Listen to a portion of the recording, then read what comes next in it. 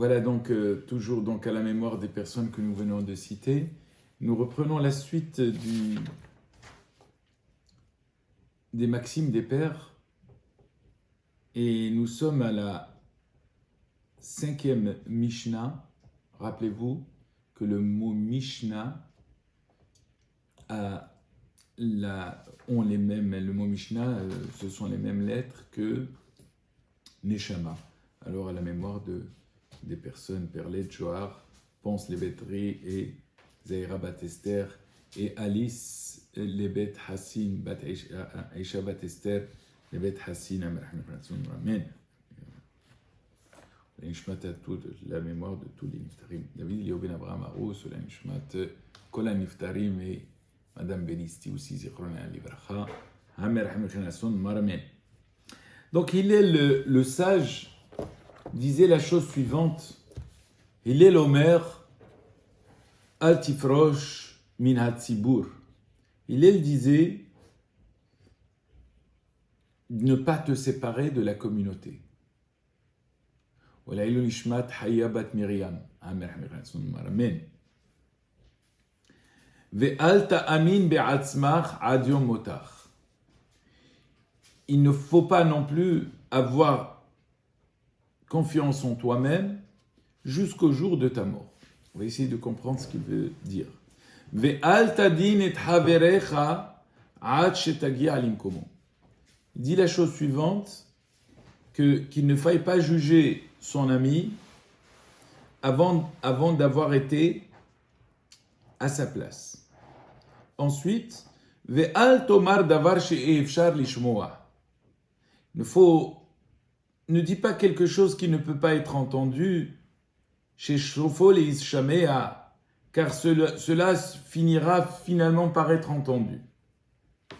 Et enfin, ve'al tomar l'irshefne eshne.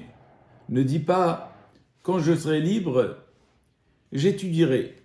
Shema lotipane, car peut-être ne seras-tu pas libre, c'est-à-dire que tu n'auras pas le temps de le faire.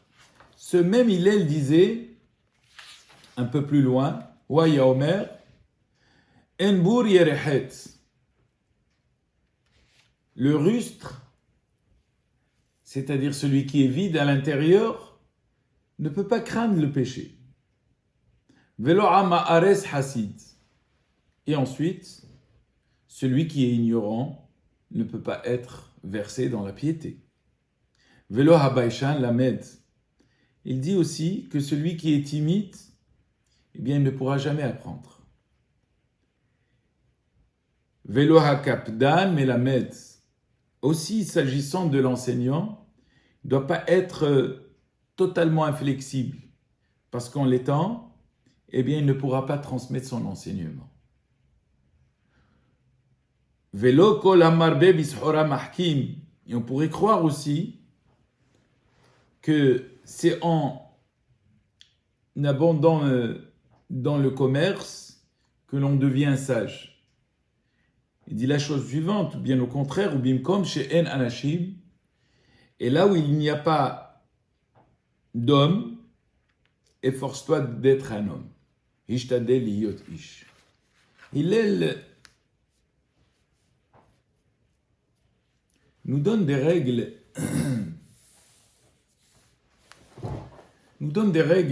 très précises, des règles de derech eretz, comme je dis, ce sont des chemins qui sont préalables à l'enseignement même de la Torah.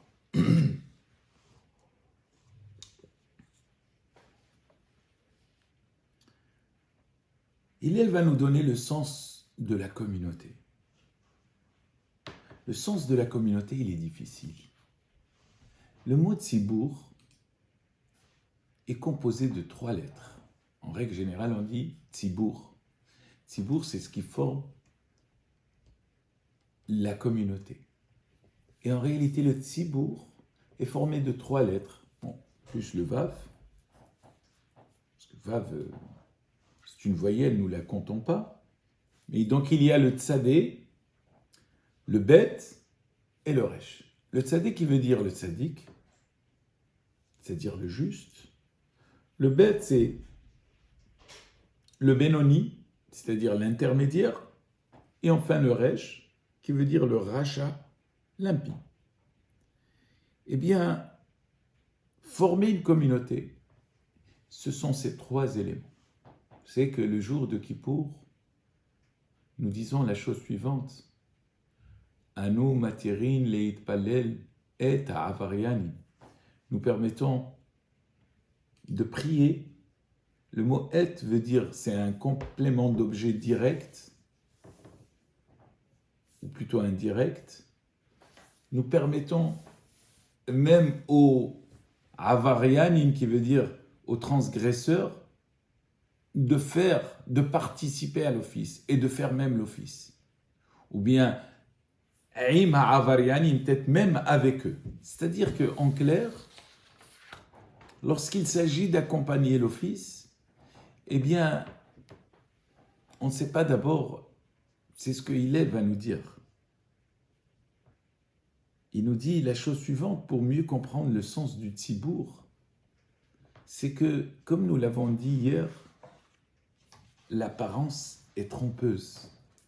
Alors il nous dit Ve'al ta'amin be'atzmecha, parce que parfois tu peux te sentir supérieur aux autres, parce que tu as la connaissance, parce que tu as beaucoup d'éléments qui peuvent te permettre d'être supérieur aux autres.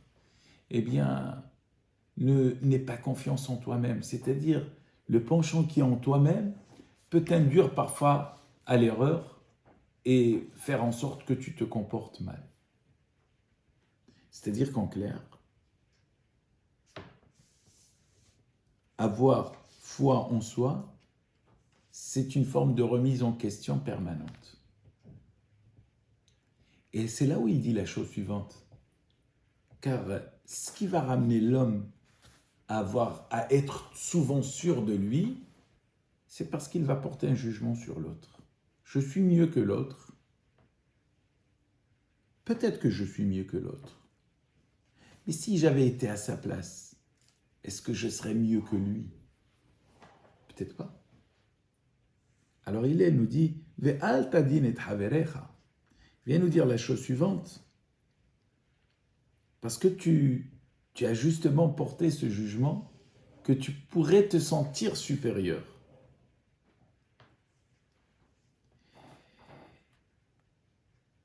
Et le texte continue en disant Ve'al tomar davar she'efshar lishmoa she'sofo leishamea. Il dit qu'en réalité, ne dis pas quelque chose qui ne peut pas être entendu.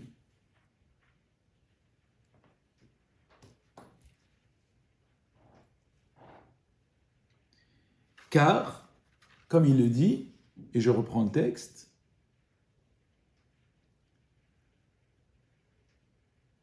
chez Sopho lehishamea, car il va être entendu. C'est-à-dire que c'est toujours l'exemple qui arrive le plus souvent quand on a une information et quand on veut la déformer, cette information-là. Vous savez, l'exemple le plus parfait a été le peuple juif dans le désert. Il fallait que Moshe Rabbeinu parle aux enfants d'Israël, d'Aber el Béné Israël.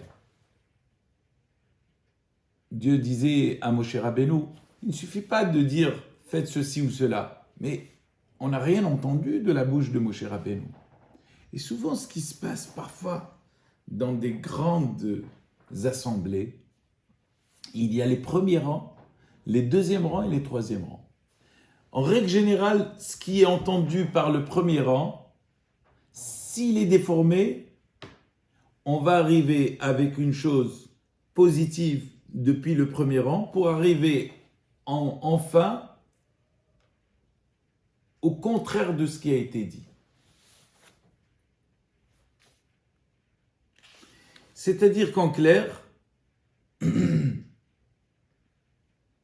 il faut d'une part, être clairvoyant, être clair lorsque nous transmettons quelque chose. Et souvent, parfois, nous disons aussi, on veut dire quelque chose à un ami, un secret par exemple, on va lui dire, qu'est-ce qui se passe? Rassurez-vous, ça ne sortira pas des Alpes-Maritimes. Et souvent, en fonction de comme il a été dit, il peut être aussi déformé.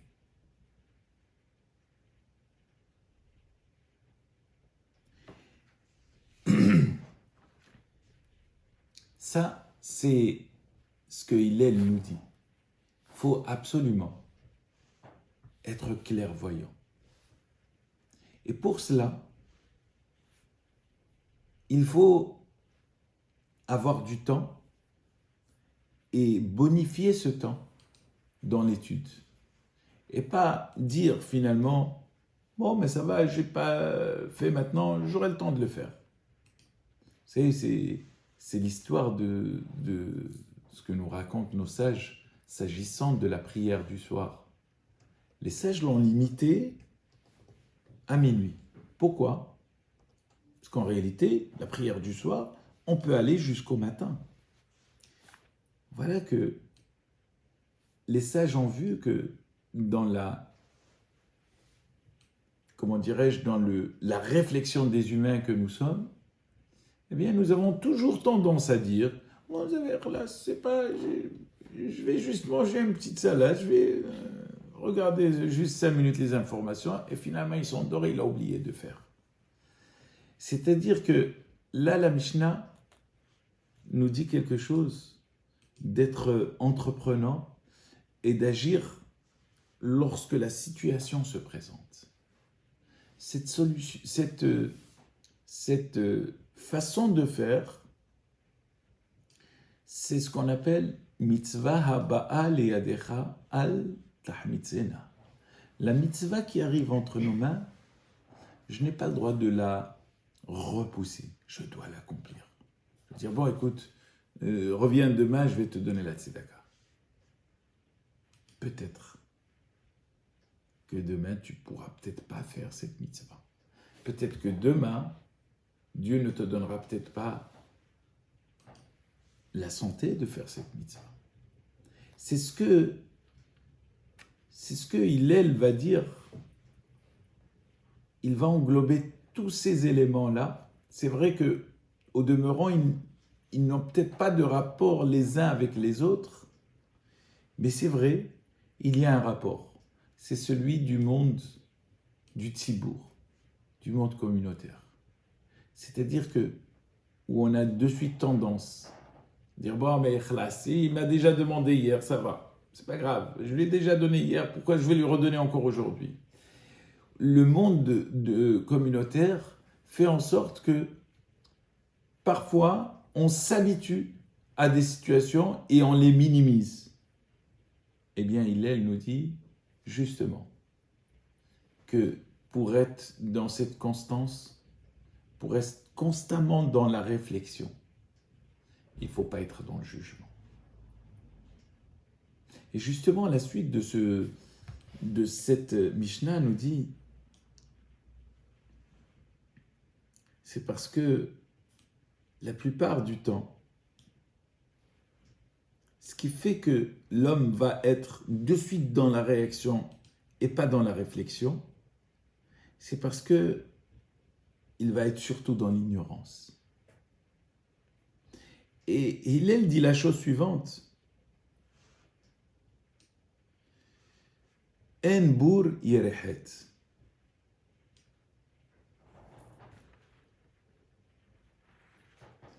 Il y a le bourg qui veut dire le rustre. Il y a le Hamaharetz qui veut dire le côté très populaire, l'ignorant. Le Talmud donne une différence entre les deux. Le bourg, le rustre, c'est-à-dire non seulement il ignore le savoir, mais il n'a pas non plus le les bonnes manières, c'est-à-dire les derech eretz. Alors que celui qui est ignorant, bon, écoutez, je ne savais pas qu'il fallait mettre les tefilines. Celui qui est bourre, il est non seulement dans l'ignorance, mais il y est aussi dans les mauvaises manières, dans son comportement. Et souvent, le bourre, le rustre, en ayant justement des mauvaises manières, mais il ne peut pas craindre le péché, parce qu'il ne le connaît pas. Pour craindre le péché, faudrait-il le connaître, savoir ce que c'est qui est interdit de ce qui est permis. Or, le rustre, lui, ne se préoccupe pas de cela. Et puis, souvent,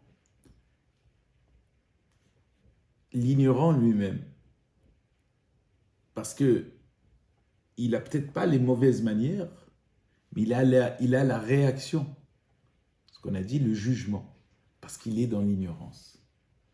Ce qui fait accroître l'ignorance, justement, c'est que, comme nos sages disent, quand on aura 120 ans, qu'est-ce qu'on nous demande là-haut?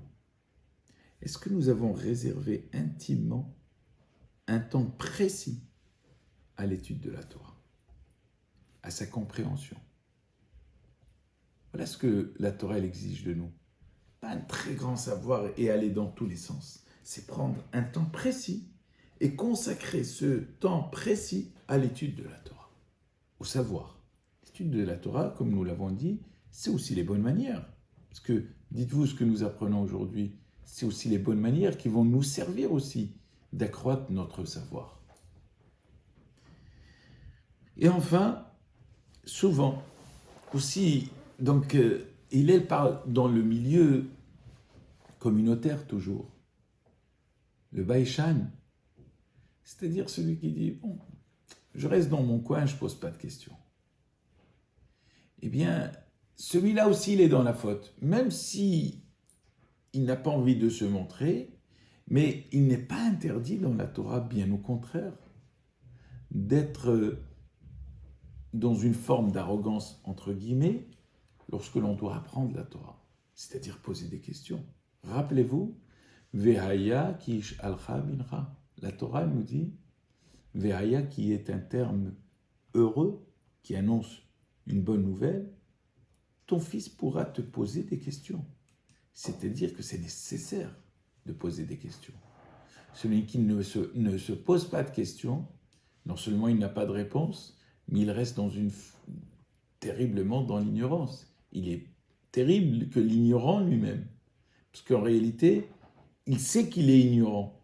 Celui qui est Baïchan, il sait qu'il est ignorant quelque part où il ignore certaines règles, mais il se dit, bon, je ne pose pas de questions. Même si au demeurant, dans le texte, on nous dit, mieux vaut que la personne soit dans le côté, on va dire, involontaire, et que de savoir et de ne pas faire par la suite. Mais là, on ne parle pas de ce cas. On parle de quelqu'un qui aurait la possibilité d'apprendre, mais je ne pose pas de questions. Parce que il est baïchan, c'est-à-dire il est dans une forme de timidité. Il ne se projette pas, il dit non, ça c'est la question du rabbin. Non, ce n'est pas la question du rabbin, c'est la question de tout le monde. Comment mettre les tefilines? C'est une histoire qui doit toucher tout le monde. C'est une halakha qui doit toucher tout le monde. Comment donner la tzedaka, comment faire ses prières, et ainsi de suite. C'est un questionnement sur la façon de faire, la façon de prier, ainsi de suite, qui doit être librement posé et sans aucune retenue. Et par contre, il y a aussi le cas contraire du Kabdan. Kabdan, pas le Kabdaï, pardon. Le Kabdan, c'est-à-dire celui qui est plus que inflexible. C'est quelque chose que j'ai toujours retenu de notre président, que je salue.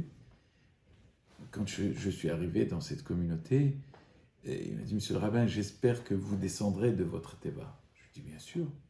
Je suis d'ailleurs la Teva, je n'ai jamais voulu être sur la Teva. Parce qu'il faut être à la portée de tous. Bien sûr, en ayant des règles, mais être à la portée de tous, c'est ne pas être inflexible, c'est-à-dire, bon, t'as pas fait, c'est ton problème, c'est pas le mien. Non. Ou je ne peux pas dire aux gens, mais écoutez, venez vers moi, c'est à vous de vous élever. Et ils ne s'élèveront jamais si on ne leur donne pas un coup de main. Ils sont en train de patauger quelque part, ils ont besoin de cette corde. Il faut leur tendre la main pour prendre cette corde pour les ramener vers la rive. Eh bien, celui qui a ce côté inflexible, il ne va pas se préoccuper. Il se préoccupe finalement que de lui-même. Celui-là, eh bien, non seulement il ne pourra jamais enseigner, mais il fera le contraire de l'enseignement.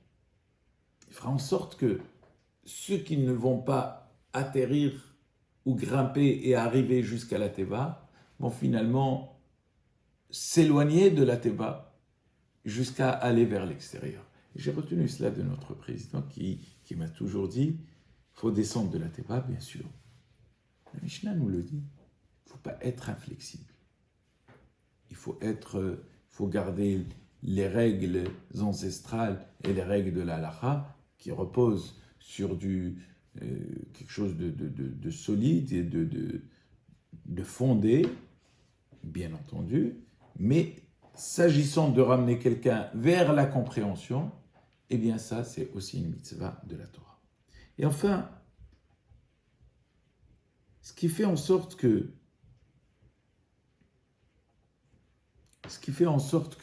nous nous éloignons souvent, nous n'ayons pas cet esprit communautaire. C'est parce que nous sommes dans notre préoccupation quotidienne. Alors ici, on parle du commerce. C'est-à-dire, le commerce, c'est l'échange. C'est-à-dire, on croit. Et souvent, des jeunes, quand ils sont dans le monde commercial, ils se disent, plus je sais vendre, mieux je vais vendre. Non, c'est pas une forme de certitude. Parce qu'en réalité, c'est vrai que le terrain compte. C'est vrai que le terrain, comme nos sages disent, l'o'a'ikar midrash et la ma'aseh, l'essentiel, ce n'est pas uniquement l'étude, mais c'est aussi l'action. C'est-à-dire, le monde de l'action est important, mais ce n'est pas uniquement celui-là qui va nous aider à aller encore plus vers le savoir et vers la compréhension de l'autre. Car, comme il dit le texte là-bas,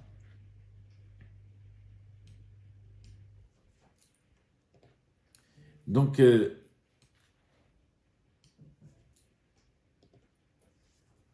il peut arriver parfois que l'on soit dans une ville qui soit dépourvue d'érudits, c'est-à-dire où il n'y a pas d'érudits.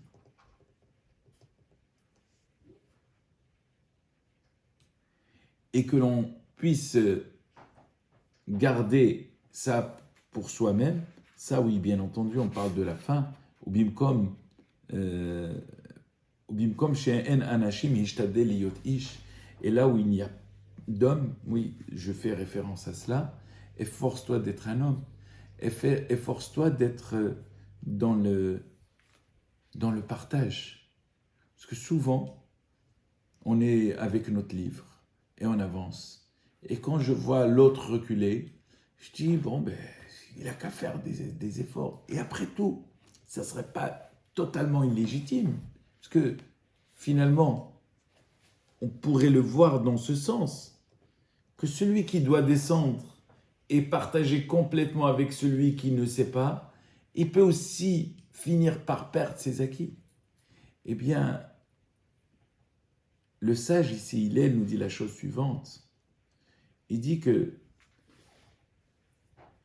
quand on arrive à ce stade-là, il faut savoir donner de soi-même. Il faut savoir partager. Il faut être un homme. Un homme, c'est-à-dire avoir la qualité de Ish. Ish, c'est référence à Moshe Rabbeinu. Moshe Rabbeinu, c'est Vea Ish Moshe, Anav Me'od.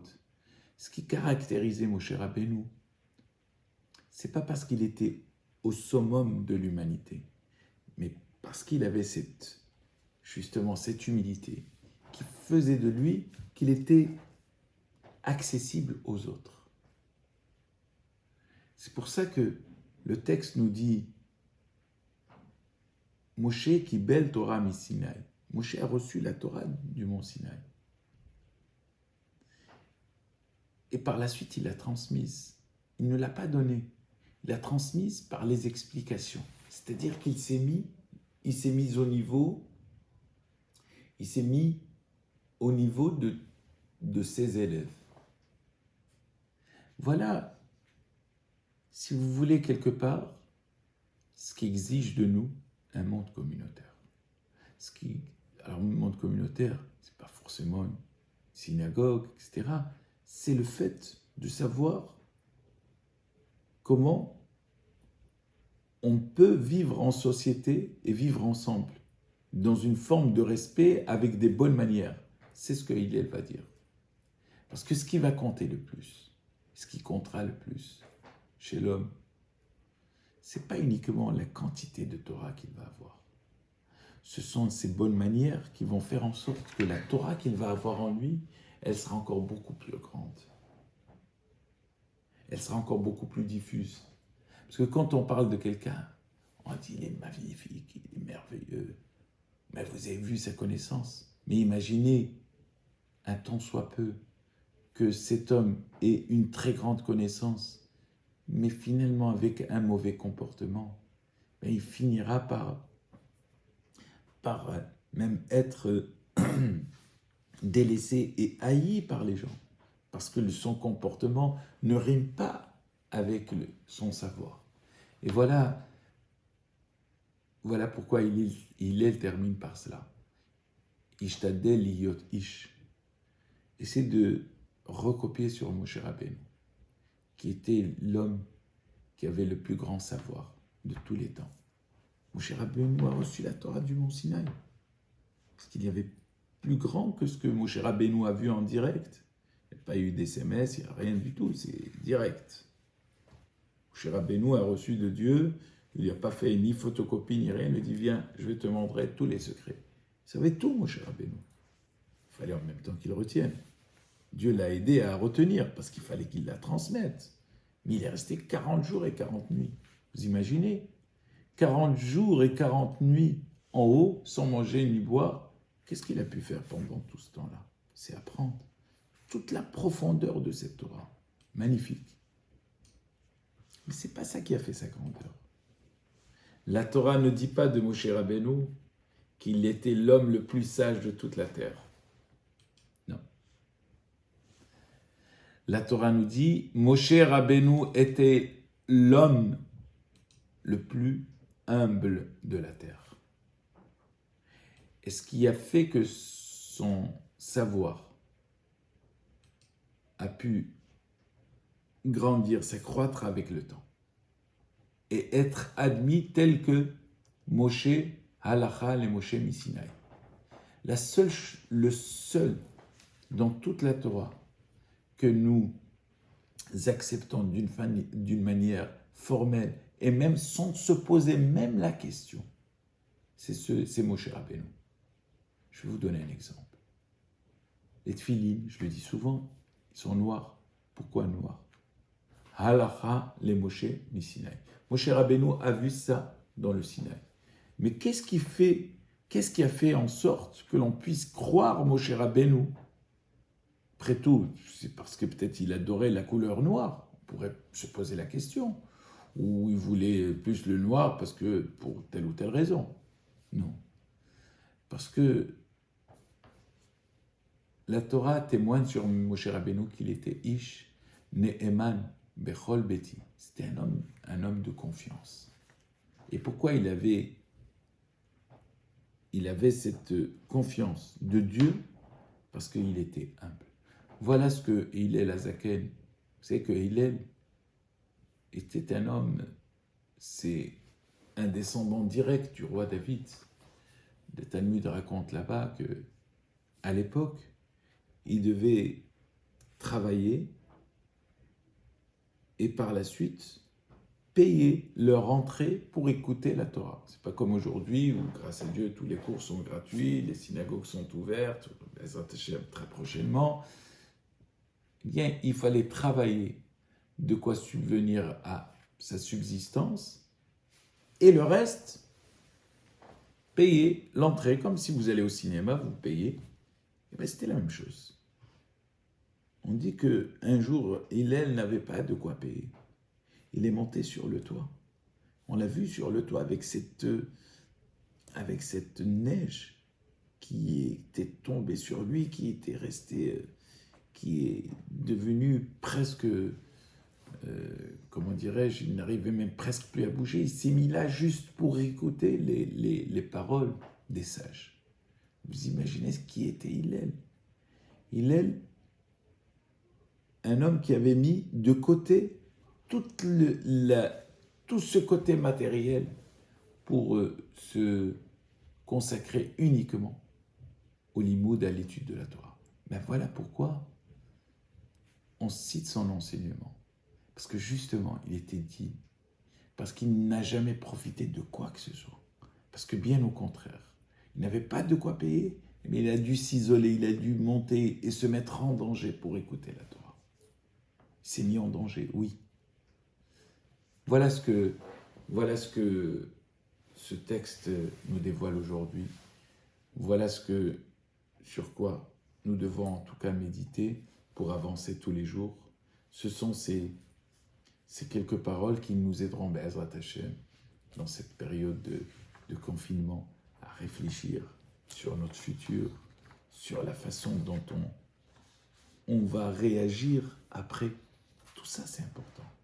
Tout ça est important. Il faut que cette période-là nous serve de quelque chose pour qu'on puisse réfléchir différemment. Vous savez, souvent on vous dit, eh bien, cette période-là, le lendemain ne sera jamais comme hier. Nous disons oui, bien sûr. Pas parce qu'on a peur, parce qu'on a compris des choses. Parce qu'on a compris ce que c'était que le partage. Parce qu'on a compris ce que c'était que celui qui était isolé toute l'année. On a compris beaucoup de choses qu'on ne pouvait pas comprendre parce qu'on était dans une autre préoccupation. Aujourd'hui, on va le comprendre différemment. Mais la seule chose que Hillel nous dit, ne reste pas trop dans ta préoccupation. Ne ressors pas de ce que tu as pu acquérir pendant cette période. Et en te disant, bon, maintenant, je vais aller vers le monde de l'échange.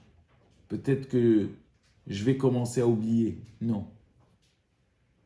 Parce que quand on oublie, quand on finit par oublier, c'est-à-dire que, et c'est ce que Hillel dit, quand on finit par oublier, eh bien, on finit tout simplement par n'avoir rien compris de ce qui nous arrive, ce qui nous arrive actuellement. Il y a ce qu'on appelle en hébreu l'ashgaha pratit, c'est-à-dire tout simplement, il n'y a pas une seule chose dans ce monde qui puisse arriver sans le concours de Dieu. Dieu nous l'envoie pour qu'on puisse réfléchir. Il n'y a pas une chose. Alors, on ne sait pas pourquoi telle personne a telle ou telle chose, mais en tout cas, dès lors où on a ça en nous, on comprend mieux pourquoi souvent l'épreuve, elle doit toujours, même si elle est difficile, elle doit toujours dégager quelque chose de positif. Et j'espère que Be'ezrat Hashem, cette période, dégagera quelque chose de très positif pour nous, parce que nous sommes maintenant dans une presque pré-période où on doit aussi réfléchir à la pré-période, la dite période. On doit y réfléchir. Comment nous retrouver, comment se reparler différemment, comment s'aimer différemment. Tout cela, c'est important, mes chers amis.